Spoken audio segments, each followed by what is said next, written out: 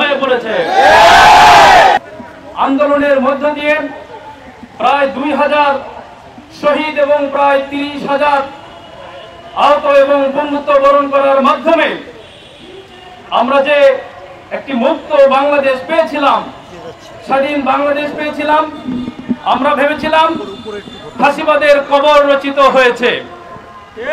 কিন্তু ৩৬শে জুলাই পরবর্তী বাংলাদেশের রাজনৈতিক অঙ্গনে একটি মহল দখলদারিত্ব আর ক্রেডিটবাজির রাজনীতি শুরু করে তারা মনে করেছিল যে হাসিনার পতন হয়েছে, এখন এই দেশ এবং দেশের সবকিছু আমাদের, যে যার মতো করে লুটেরার মতো লুট করে আমরা সব আবার হাসিনার মতো করে এই দেশকে ভোগ করব, সেই রাজনীতি তারা শুরু করেছিল।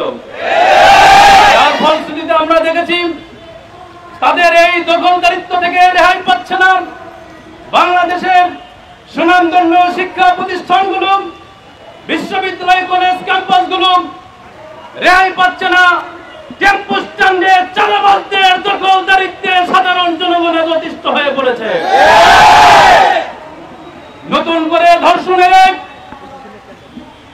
মহোৎসবের আয়োজন করেছে এই নব্য ফাঁসিবাদী শক্তি, সন্ত্রাসী ছাত্রদল এবং বাম সংগঠনের নেতৃবৃন্দরা। এই উপস্থিতি আমরা ভেবেছিলাম নতুন একটি স্বপ্নের বাংলাদেশ আমরা পেয়েছি। ছাত্র জনতাকে দেশের সকল মানুষ কাঁধে কাঁধ মিলিয়ে আমাদের এই প্রিয় মাতৃভূমিকে আমরা পৃথিবীর মানচিত্রে একটি উজ্জ্বল দৃষ্টান্ত স্থাপন করার স্বপ্ন আমরা দেখেছিলাম।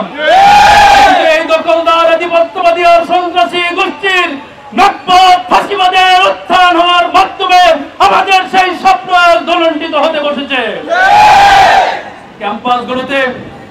ক্যাম্পাসগুলোতে শিক্ষার্থীরা তাদের ন্যায্য অধিকারের ভিত্তিতে, ন্যায্যতার ভিত্তিতে যখন হলগুলোতে আসন বরাদ্দ পাচ্ছে, তখন অছাত্র এবং সন্ত্রাসী এই সংগঠন, ছাত্রদলের সন্ত্রাসীরা নিজেদের মধ্য হল দখলের ঘৃণা ষড়যন্ত্রে মেতে উঠে দফায় দফায় ক্যাম্পাসে সংঘর্ষ বাঁধিয়ে ক্যাম্পাসের পরিস্থিতিকে অস্থিতিশীল করার ঘৃণা ষড়যন্ত্রে মেতে উঠেছে।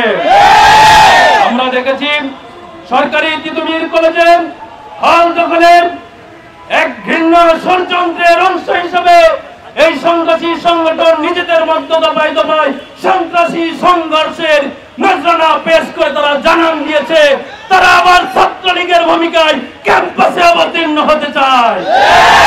দেশের ছাত্র সমাজ রক্ত দিয়ে দেশকে স্বাধীন করেছে, ছাত্রলীগের নতুন রূপ দেখার জন্য নয়। আমরা আবার জেগে উঠবো, ছাত্র সমাজকে সাথে নিয়ে আবার দুর্বার আন্দোলন করে তুলবো। ক্যাম্পাসে নতুন করে আর কোন সন্ত্রাসের জায়গা আমরা হতে দিতে চাই না। প্রিয় উপস্থিতি, ছাত্র দলের এই সন্ত্রাসী সংগঠনের তারা ইসলামী ছাত্র শিবিরকে নিয়ে ভিন্ন পরিকল্পনার অংশ হিসেবে প্রতিদিনই নতুন নতুন ট্যাগিং এর রাজনীতি করে যাচ্ছে।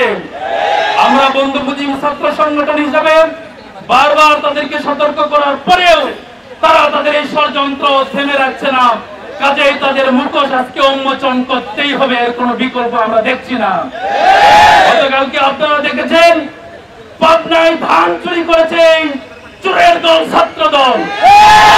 দেখেছেন বরিশাল জেলার সহসভাপতি সাবুদ হোসেন নামে এই লম্পট ছাত্র দল নেতা এক এসএসসি পরীক্ষার্থীকে ধর্ষণ করার ধৃষ্টতা দেখিয়েছে।